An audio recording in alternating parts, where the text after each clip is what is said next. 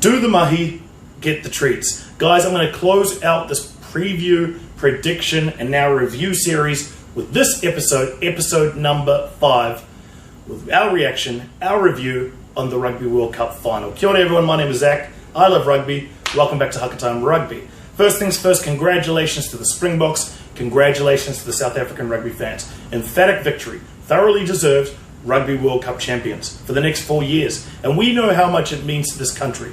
We know how much it means to all of the fans. So enjoy the moment, guys. It's an incredible outcome, and it's been an incredible journey given the timing that Rassie Erasmus has had in this position. So well done, thoroughly deserved. To the English team, commiserations. Now, this English team has really impressed me and impressed, I think, everyone throughout this tournament. They look like an absolute dominant force. They just met a very, very good Springboks team, well prepared, well oiled, ready to go in the final. Just remember, the core of this English team will be around for a long time to come. So make sure you get them behind these guys. They're a young team. They will be better for this experience, and they will certainly be back stronger. I'm expecting this England team will be a real force in world rugby for the next 10 to 12 years. So get them behind them, English fans. What I want to talk to you about, guys, today is we're going to go through a full review, and you know my style. I don't like to go through event in a timeline of sequence. If you want that, go and watch the extended highlights. You can see all of the activities there. What I like to talk about is the tactics and the strategies. And what we're also going to do in this is we're going to map out the outcomes that were the keys to victory to the way we predicted this match. Before we do that, a couple of quick things. You can see I'm in a different location. I'll explain to you why at the end of the video. The second point, I've had a number of questions around whether or not I won my bet. Let me just say to you guys, I am a man of my word, and what I said in episode 2 is if I win my bet, we will do a subscriber giveaway, and we will do that. You have to watch the full video so you can get all the details, but within that is all the details of the subscriber giveaway and how you can enter. I'll bring those two things together, the subscriber giveaway as well as where I am and why I'm here. So let's get to it. Okay, guys, I'm going to reference our little analysis table that we put together as part of the 3-4 series of previews and predictions, and go back on how this game actually turned out and how close we were. Overall, I'd probably give us an 8 out of 10, right? Because I do think a significant number of those points, if you go back and watch part 4, they came true. There were a number that actually, they were a lot more significant in terms of the outcome than I predicted they would be. And the dominance in some of those areas was startling. And that aside, you know, I've done a really, really good hard look at this game. And there's a couple of real insights that I've gained after rewatching this game again. And also learned something strategically, which I want to cover off as well. So yeah, those points will be really critical. I want you to stay and make sure you watch for those. So let's go through the list that we came up with as part of the part 4 prediction. The first thing we said is that preparation would be a concern for this English team, that given all the evidence that we've seen from an injury perspective, from the discussions that Eddie Jones had in terms of targeting the All Blacks as one of their main goals within this Rugby World Cup, that would impact their performance in the final, that potentially they had played their final in the semi-final. Now that is 100% true. Okay, and some might look at it and say, well, the performance of the Springboks forced the English team into mistakes. I think that is also true. But without a doubt, England came in flat into this game, and that is due to a lack of preparation. Now, Eddie Jones said in his press conference that he thought they had prepared well, and I'm paraphrasing the words here, but he thought they had prepared well, but it's clear that they had not. That is the smoking gun in the fact that preparation was a concern for England, so we got that one correct. The next one, we said Eddie Jones's strategy was designed to beat the All Blacks and to be the #1 team in the world, versus the distinction I made that Rassie Erasmus's strategy was designed to win a World Cup.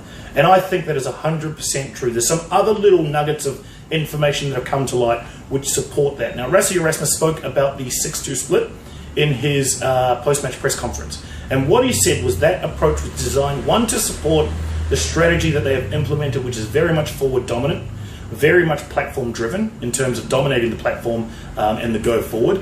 And also the other thing is managing players throughout a long tournament. He said that he calculated that most of his team had done a significantly less number of minutes than most other forwards in most other teams. And that's a genius outcome, right? In terms of supporting both their strategy, but also in preparing for a grind of a Rugby World Cup. Well done to Rassie Erasmus. And I think it's proven that we have been correct on that one as well. That Rassie came in here with a target of winning this Rugby World Cup and with a strategy that supports that, and they executed on that outcome. The next one, we said line-out scrums and mauls would be dominated by the Springboks. And that's despite England having a 20 kg advantage in terms of size in the forward pack. And that was emphatic. It was emphatic from the first minute, and it was emphatic until the last minute. So I did not expect it to be that dominant. I did not expect the scrums to be so dominant. Now you might look at it and say, well, part of the issue was Sinclair coming off. I don't believe that to be true. I think Sinclair may have provided some additional impetus there, but it was very, very clear that this team of Springboks forwards were there to dominate, and they did exactly that. And it was emphatic, as I say. So we got that one correct as well. Now, what we also said was that Curry and Underhill would have a great game early, and that England would start fast, and it was important that the Springboks stuck with them. That was not entirely true. So first thing, Curry and Underhill, they were largely neutralised. I'll get to why very, very soon. Also, England, in terms of their fast start, it didn't happen, right? They came in flat, as I mentioned, and they weren't able to build significant amount of pressure to really get on top of the Springboks team. So as a result of that, they were chasing the game the whole time. So on this point of Curry and Underhill, if you go back and re-watch the game, and I watched Curry when he injected himself into various breakdowns, and how they were able to deal with his threat. And what I noticed is that Kolisi is the guy who is targeting Curry continuously. Tom Curry, most of the game, when he is running, Kolisi is right there next to him. And when he goes into a breakdown, Kolisi is straight in on him. And I was fascinated to see that. I started to think, was that a planned tactic? And without a doubt it was. It has to have been. It has to have been Rassie Erasmus saying, one of their great threats is their young ball fetchers in Curry and Underhill. And he probably turned to Kolisi and said, you take care of it. I want you to track them throughout the game, and I want you to get them out of the breakdown. And that's exactly what happened. He completely neutralized that threat of Curry and Underhill. Incredible stuff. So while we thought that they would have some significant impact on the early part of the game, that did not come to pass, and that's because Rassie put that strategy in place to target them. Excellent. The next one, we said that England would have the advantage in terms of tactical kicking, but that the line-out would take away one of those options in the tactical kicks and would neutralise some of the advantage that England had. 100% true, guys. 100% true. If you watch this game, right, extending that point further as well, we also said that Willie le Roux would be targeted, right, with the kicks, and he was. There were short kicks that went in towards Willie le Roux. There were long kicks that went in behind Willie le Roux. But it was all with a plan to avoid the liner. And I think tactically, that's actually an error from Eddie Jones. He put a significant amount of effort to avoid one of the strengths of the Springboks. But I really think by doing that, he completely neutralised his tactical kicking advantage that he had with George Ford. And that was telling, because somewhere around the 55th minute, 60th minute, he pulled him, right? They pulled him out, and they just decided, no, we're going in a different way, we're going to try and win this game in another direction. And I think that's an admission of defeat, for sure. But I also think that taking away that line-out option, it was one that caused England to falter, right? They tried to kick the ball into Willie le Roux. Now, he did not have a great game, and we were hoping that he would be one of the keys to success, but he was solid enough to deal with those kicks that were coming in from George Ford. But the fact that George Ford could not target the sideline, it neutralised the tactical kicking. It completely took away one of those advantages that England had. Very, very interesting. The next thing, we said Ford would target le Roux. Correct. We said that the game would not be won by attackers, that the game would be won by defence and by platform. Guys, that's 100% true. Now, a couple of people have said to me as well, no, it was the difference was the wingers and the tries that they scored. I don't believe that to be true. 65 minutes it took to score that first try. Yes, the game was in the balance, but all of the dominance was built by the Springboks and the forwards and the platform that they laid in line-out, scrum, and at the breakdown.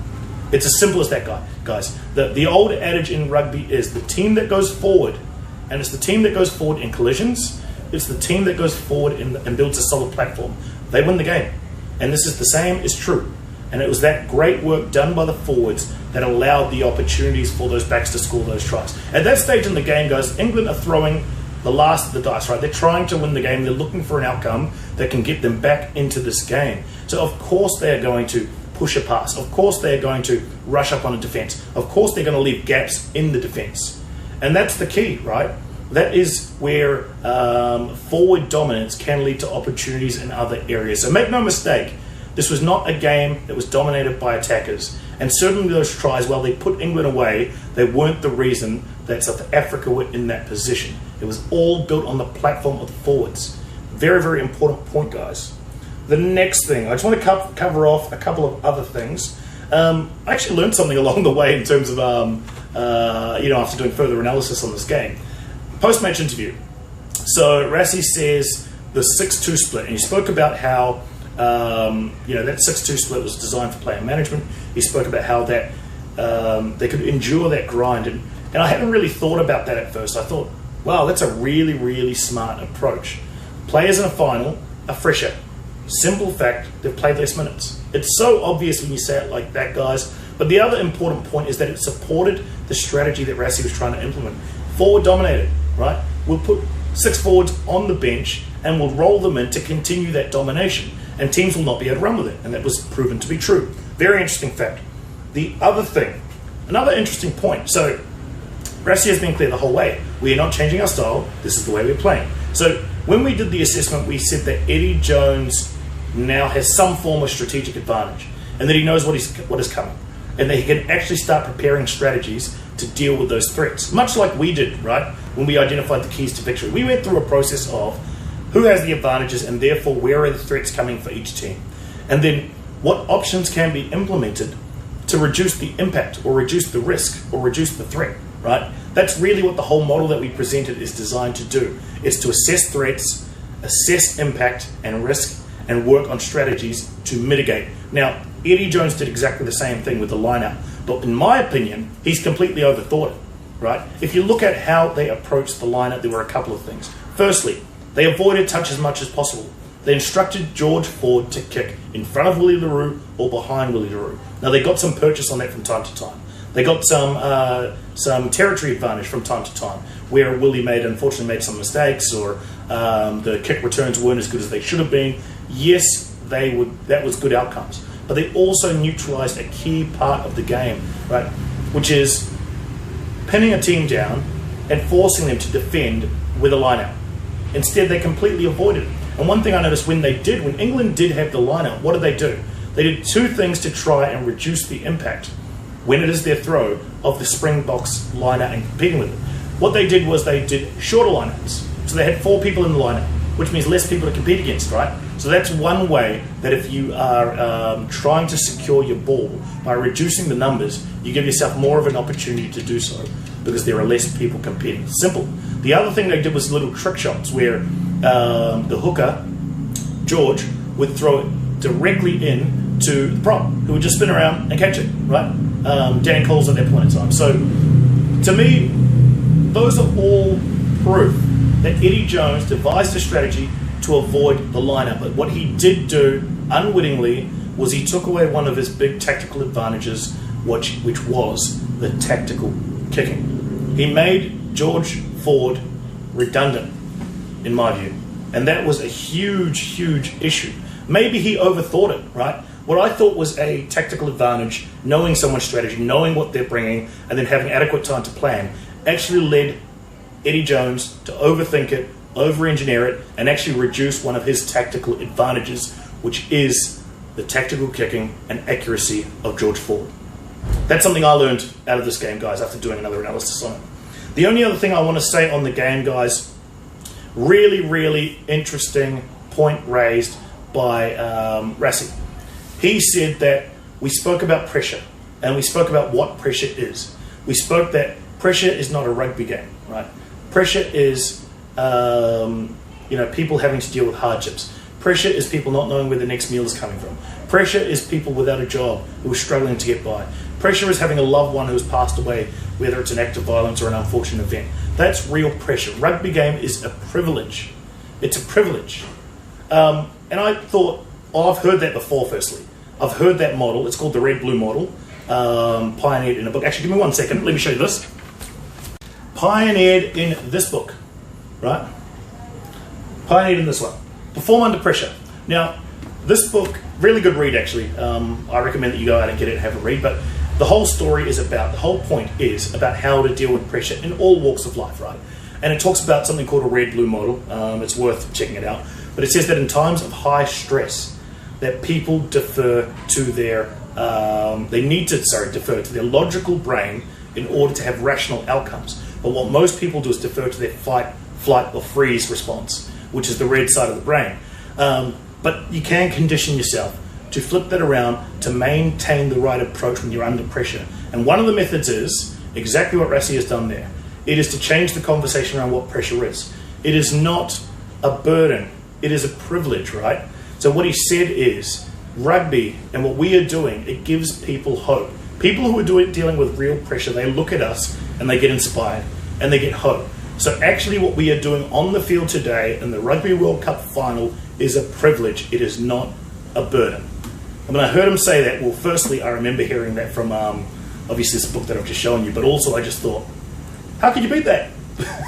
How can you beat that level of cultural understanding, I guess, strong team bonding and understanding? I just don't think you can. You can't replicate that kind of honesty, right? So, incredible stuff. But those are my thoughts on this game, guys. That's what I thought. Those are some of the points that I pulled out. What else can I think of? So, the defensive effort from the Springboks. There was a period of 20-odd phases, England attacking on the line. That was a huge, huge period. At that point, England could have snatched the lead, right? Down by 6, opportunity to claw their way back. That was a hugely significant moment. The other thing that I noticed at halftime, right, we saw the body language of the two teams was in complete contrast. So on the one side, you had the Springboks who were buoyant after a strong, dominant performance. On the other side, you had England who were looking very, very dejected after that. And I looked at that and I thought, they should not feel dejected, right? They have been outplayed in the first half, for sure. They have come up against a more dominant Springboks team, for sure. But they're still in the game. They're down by 6 points, right? You've got a whole half to go. You've just got to find that next gear so that you can compete. And that's really what I would have liked to have seen them do, is rather than drop your heads, pick your head up, right? And have a crack. And it was interesting at half-time when they showed the difference between the two changing sheds. In the English side, Eddie Jones was trying to give a really dramatic, emotional speech to draw on that emotional strings and get them to perform. And on the other side, Rassi Erasmus was doing a video session, obviously talking strategy and tactics. And that was very, very telling for me, right? It showed the desperation, I guess, on the side of the English, even at half-time. I thought, geez, this is a bad sign. That's what I thought at the time. This is a really bad sign. Anything else? Let's talk about some of the injuries. I think they essentially cancelled themselves out. Yes, it was a sickening blow, and good to see that Sinclair was okay at the end. But also conversely, the Springboks had a number of injury concerns as well themselves, so that equals itself out. The other thing, probably the only other point I want to touch on, guys, I was really disappointed by what I saw today with Itoje and Sinclair. They received their runners-up medals. Sinclair would, as soon as he had it put on his neck, he took it straight off, right? And Itoje, once he received it, he refused to put it over his neck, right? And people have been coming out saying, oh, that just shows how much it meant to them.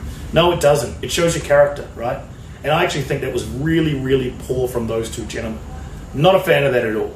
I think, how we deal with defeat is really what's inside us. And I just was not impressed by that. I hope these guys, they go away and they learn something from this experience, because I do believe that you've got to lose one to win one, or at least you've got to have gone through an experience to be able to come out the other side stronger. So I hope they learn from something. Adopt the mentality. It's win or learn.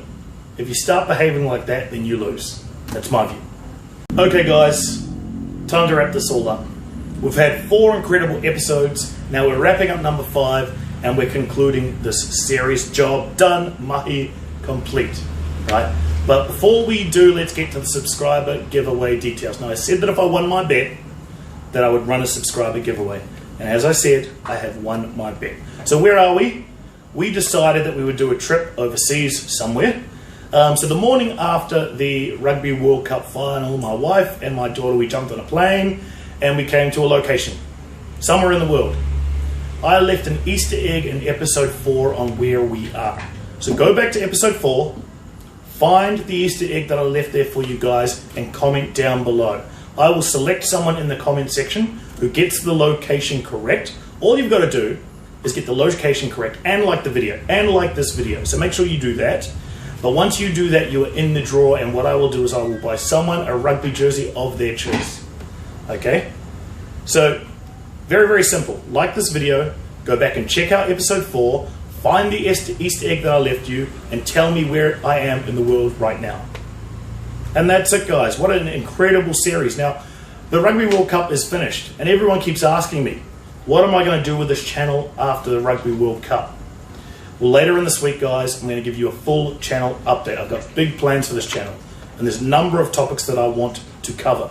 But what I've found most interesting in all of this is the outstanding commentary and feedback that I'm getting from the rugby community on YouTube. You guys are incredible. Your knowledge of the game is incredible.